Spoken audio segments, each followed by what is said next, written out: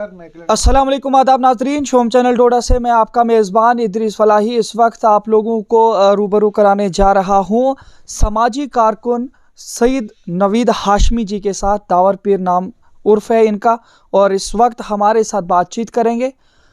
कुछ दिन या कुछ महीनों पहले इनके साथ एक्सक्लूसिव इंटरव्यू में हमने बात की थी, जब यहाँ पे कैंडल लाइट सिस्टम हो गया था, जब लाइट का बहरान था, उस वक्त भी ये बोल पड़े थे और नतीजा ये हुआ था कि उसके कुछ घंटों के बाद ही जो है बिजली रिस्टोर हुई थी।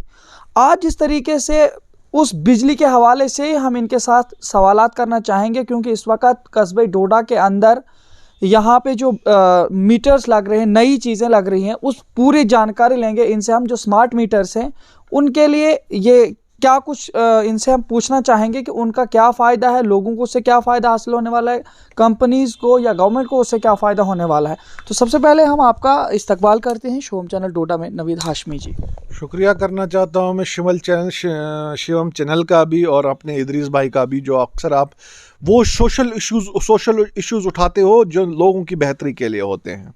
देखिए, मैं पहले आपसे यही सवाल करूंगा, जिस तरह से आज यहाँ पे जो पोलों पे स्मार्ट मीटर्स लग रहे हैं, इससे पहले भी मीटर थे, अब स्मार्ट लग गया, स्मार्ट मीटर्स, क्या है इनका पूरा वर्कआउट, क्या होगा इनसे, क्या कुछ हो सकता है? देखिए, जहाँ तक स्मार्ट मीटर की बात है और बिजली की बात है, मुझे हंसी तो पहले इस बात पे आती है और इस अहमकाना डिसीजन पे भी हंसी आती है कि यार तुम हमारे पानी को लूट के, हमारे चिनाब को लूट के बिजली हम ही को बेच रहे हो।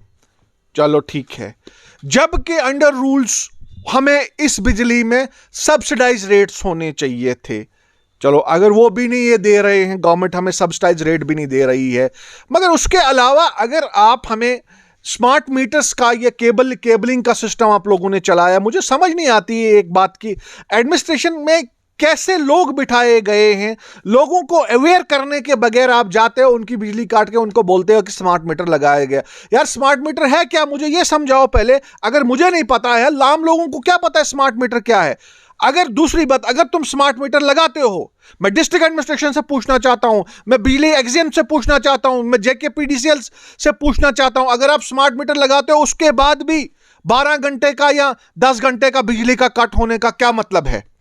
अगर स्मार्ट मीटर लगाने का मतलब यह है कि चलो आपको स्मार्ट मीटर लगाया गया, बिजली की चोरी नहीं होगी, क्या उसके बाद डिपार्टमेंट कंज्यूमर को वो पूरी बिजली दे पाता है? 24 घंटे की बिजली जिसकी रिक्वायरमेंट एक आम आदमी को है, क्या वो उसको मिलता है?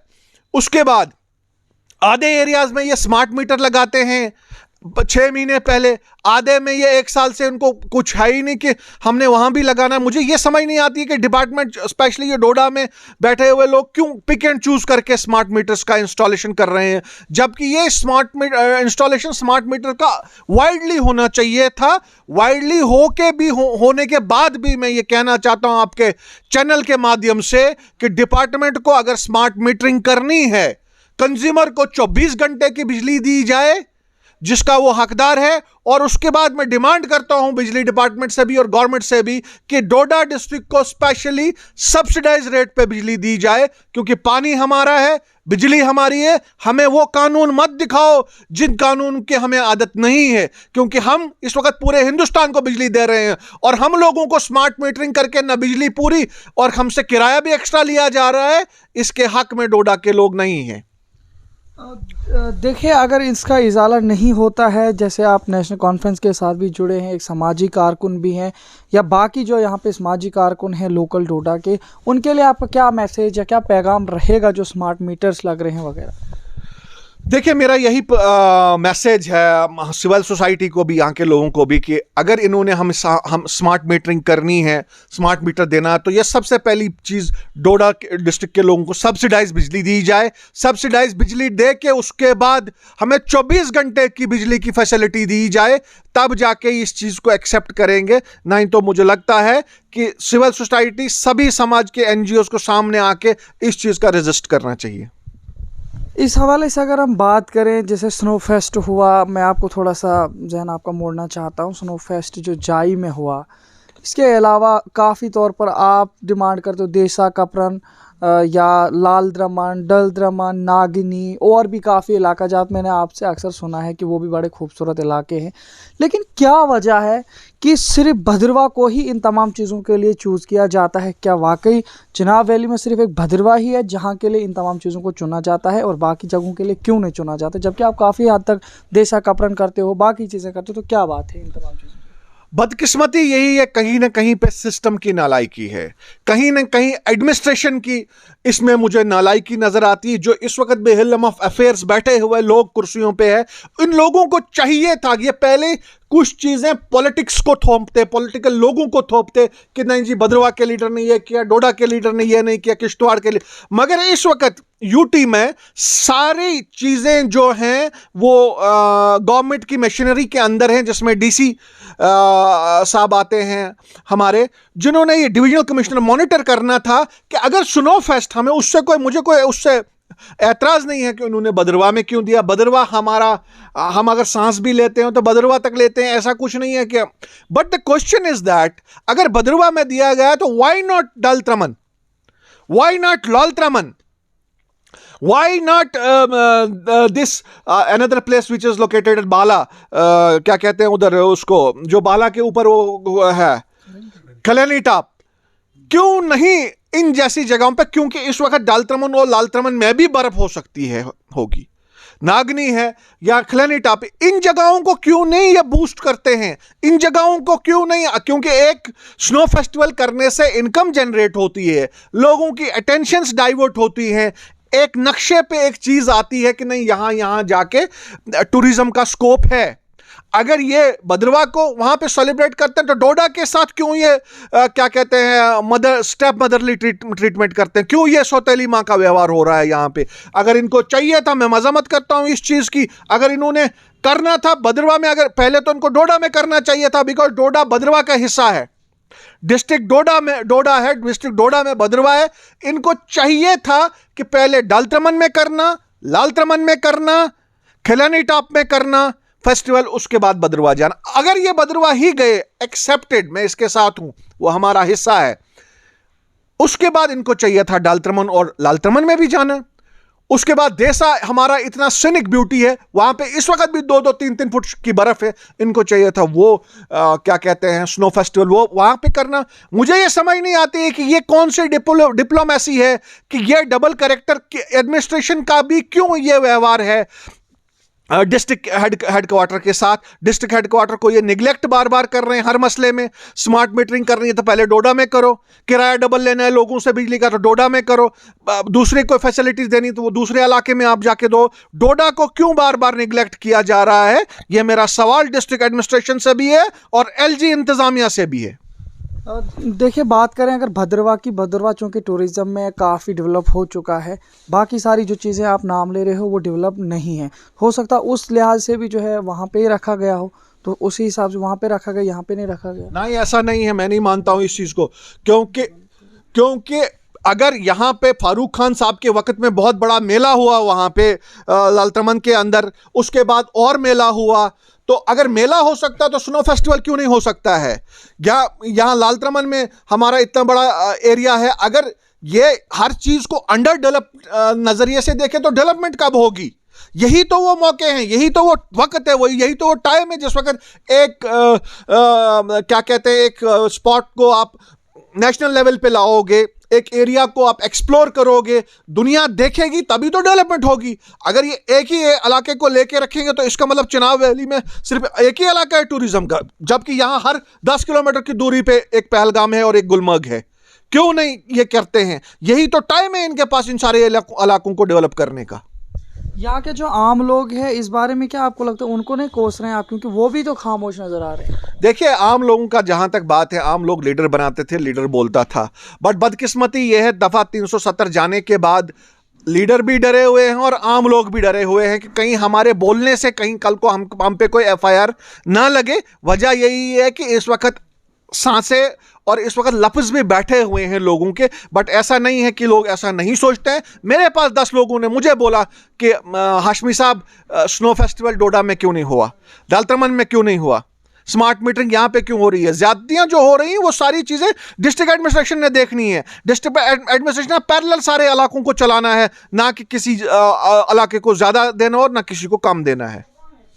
जैसा कपरन की आप बात कर रहे थे, आप उस रोड के हवाले से भी कुछ काम वगैरह करते हो, अक्सर बोलते भी रहते हैं, क्या लगता है आपको इसमें सरकार का कितना हाथ है और कितना रोल है, और आपका क्या चल रहा है? देखिए, जहां तक देसा कपरन की बात है, देसा कपरन एक इश्यू 60 साल पुराना है, बट जिन लोगों ने ये दफा 370 तोड़ के बोला था कि यहाँ पे खानदानी सियासत होती है, यहाँ पे डेवलपमेंट नहीं हुई, अब हम पैरेलल डेवलपमेंट करके बताएंगे दोनों खित्तों की, जम्मू की भी कश्मीर की भी। हम बॉम्बे यहाँ पे बनाएंगे, हम गोवा यहाँ पे बनाएंगे, हम क्या कहते हैं दिल्ली यहाँ पे बनाएंगे। मगर बदकिस्मती की बात है कि सबसे ज्यादा चोरियां, अगर सबसे ज्यादा करप्शन अगर हुई तो 370 जाने के बाद हुई।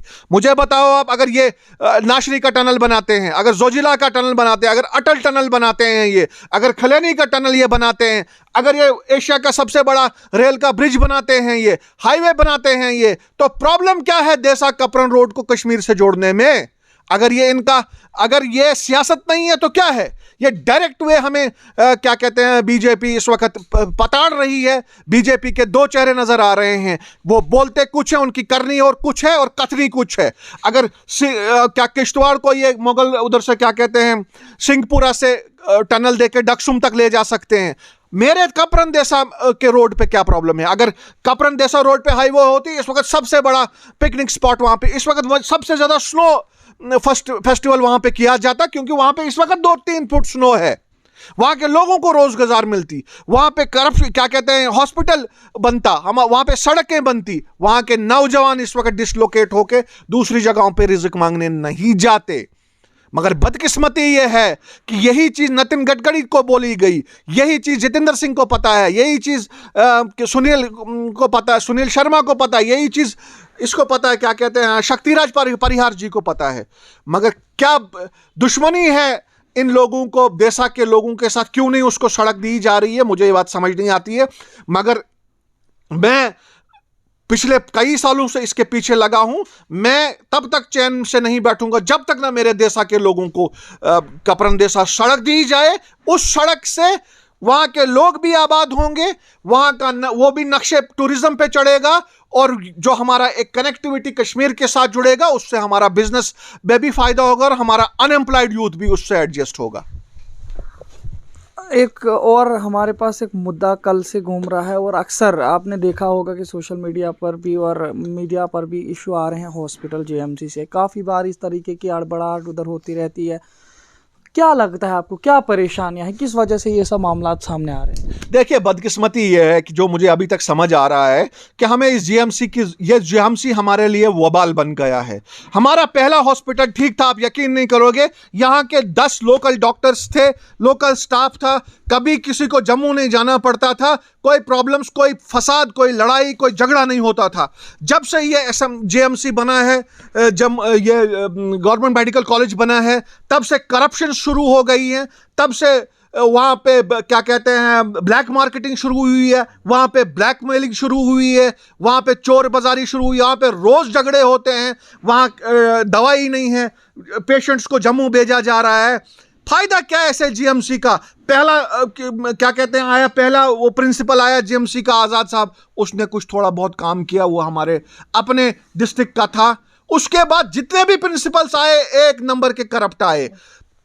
दूसरी बात, यहाँ पे हमारे सुपरिटेंडेंट साहब हैं, मुझे समझ नहीं आती है कि हर चौथे दिन को वो मीडिया पे होते हैं। अरे भाई, तू डॉक्टर है, तेरा काम हॉस्पिटल को चेक करना है, तेरा काम वहां मॉनिटर करना है, या सिर्फ तो इंटरव्यू करता और झगड़े और लड़ाई झगड़ियां होती हैं? हर तीसरे दिन वहां पे कोई इंटरव्यू करने के लिए होता है तैयार कि यहाँ पे ऐसा हुआ वैसा हुआ। मेरी एलजी साहब से गुजारिश है कि इस क्या कहते हैं अमले को, चाहे वो गवर्नमेंट मेडिकल कॉलेज का प्रिंसिपल हो या सुपरिटेंडेंट डिस्ट्रिक्ट हॉस्पिटल डोडा को, इसको फौरन ट्रांसफर किया जाए, एक अच्छा स्टाफ लाया जाए, डेवलपमेंट होगी। इसी के साथ साथ मैं दूसरी बात बोलूंगा आपको, यहाँ पे इन्होंने हॉस्टल की फैसिलिटी है नहीं कहीं पे। बच्चे कश्मीर से आते हैं, बच्चे जम्मू से आते हैं, उनको रहना कहाँ है? इनका पैचअप प्राइवेट होटल्स के साथ है, या उनके साथ मिलके प्राइवेट होटल्स में उनको बिठा के क्या कहते हैं पैसे कमा रहे हैं। क्या वो बच्चा जो श्रीनगर से आता है, रामबन से आता है, जम्मू से आता है हॉस्टल के लिए, उसको जब यहाँ हॉस्टल मिलता ही नहीं है, वो बेचारा 100 रुपए लेके आता है यहाँ पे होटल को, उसको 200 रुपए दिन का देना है? क्या ये जुल्म नहीं है? क्या ये करप्शन नहीं है? क्यों नहीं ये सारी चीजें डीसी डोडा मॉनिटर कर रहा है कि अगर यहाँ पे क्लासेस की प्रॉब्लम है, हॉस्टल फैसिलिटी की प्रॉब्लम है, तो इसको देखना क्यों, इसको क्यों नहीं वॉच किया जा रहा है? आप यकीन नहीं करोगे, हमारा हॉस्पिटल जो फेंस के बगैर है, चार दीवारी के बगैर, वाहिद एक मेडिकल कॉलेज स्टेट में है जो चार दीवारी के बगैर है, जिसकी कम से कम 7 से 8 कनाल लैंड इस वक्त एनक्रोच भी हो चुकी है। ना प्रिंसिपल को इस चीज की टेंशन है, प्रिंसिपल जीएमसी डोडा को टेंशन है, ना सुप्रीडेंट जीएमसी डोडा को इसकी टेंशन, ना सीएमओ को टेंशन है, ना डीसी को टेंशन है। अगर इनको जो हेलियम ऑफ द अफेयर्स इस वक्त है, अगर इन मेन लोगों को इसकी टेंशन नहीं है, तो हमारा तो ये कबाड़ खाना बन चुका है जीएमसी कॉलेज हमारा, ये तो फसाद का अड्डा बन चुका है।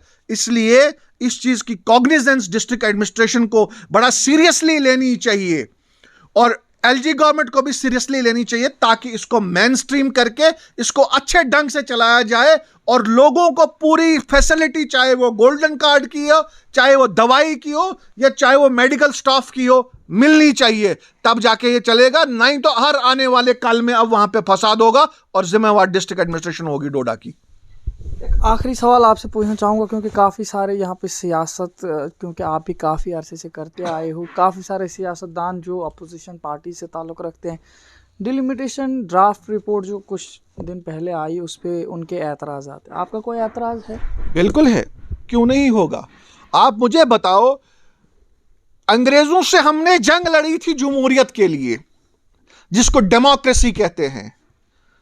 अगर जमहूरियत में एक वोटर का हक नहीं, वोटर की कंसेंसस ही नहीं है, वोटर को कुछ पूछा ही नहीं जाता है, वोटर को किसी तरह से कोई लिमिट ही नहीं है, उसको कोई हदी एक्सेस ही नहीं है कि उसने क्या करना है, तो जमहूरियत किस काम की? ये कौन सी जमहूरियत है? मैं बीजेपी से पूछता हूं कि तुमने एक डिस्ट्रिक्ट के, एक कॉन्स्टिट्यूएंसी के 2 टुकड़े कर दिए, और टुकड़े भी इस हद तक किए, वो तुमने मेरिट्स पे नहीं किए, सिर्फ सियासत के नाम पे टुकड़े किए कि किस बेल्ट में बीजेपी कितनी स्ट्रांग है, उस बेल्ट में बीजेपी को फायदा कैसे पहुंचे, इसलिए कॉन्स्टिट्यूएंसी बनाओ।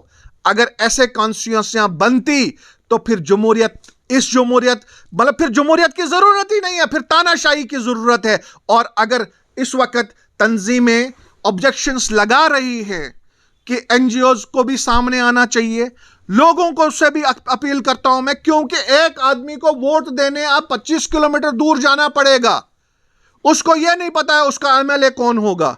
तो ये कौन सी कॉन्स्टिट्यूएंसियां इन्होंने बनाई?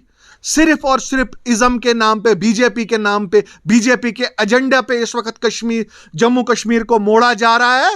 इस चीज को हम एक्सेप्ट करने वाले नहीं हैं। ना कोई एनजीओ एक्सेप्ट करेगा, ना जम्मू कश्मीर का बाशिंदा करेगा, और न जम्मू कश्मीर की कोई सियासी जमात करेगी इस डिलिमिटेशन को एक्सेप्ट। इसको हम सरे से नकार देते हैं और डिलिमिटेशन कमीशन को हम बड़ी मौतबाना अपील करते हैं कि उसको अमेंड किया जाए, इसको दोबारा रीचेक किया जाए, उसको रिकंसिडरेशन में लेके दोबारा इस पे गौर करके देखा जाए कि कहां पे वाजिब है और कहां पे नहीं वाजिब है। नहीं तो इस बाइफरकेशन से कल को बहुत बड़ा फसाद हो सकता है। बहुत बहुत शुक्रिया नाजरीन, हमारे साथ बात कर रहे थे सईद नवीद हाशमी, सामाजिक कारकुन और नेशनल कॉन्फ्रेंस के यूथ रहनुमा भी हैं डोडा से। काफ़ी बिखरे और मुंतशिर मसाइल पर सवाल जवाबात हुए। हमें उम्मीद है कि इससे कस्बे डोडा और चिनाब वैली के लोगों को फ़ायदा हासिल होगा। और इसी तरह देखते रहे शोम चैनल डोडा। अपने मेज़बान इदरीस फलाही को दीजिए इजाज़त, मज़ीद पेशिश करेंगे, तब तक के लिए अल्लाह हाफिज़।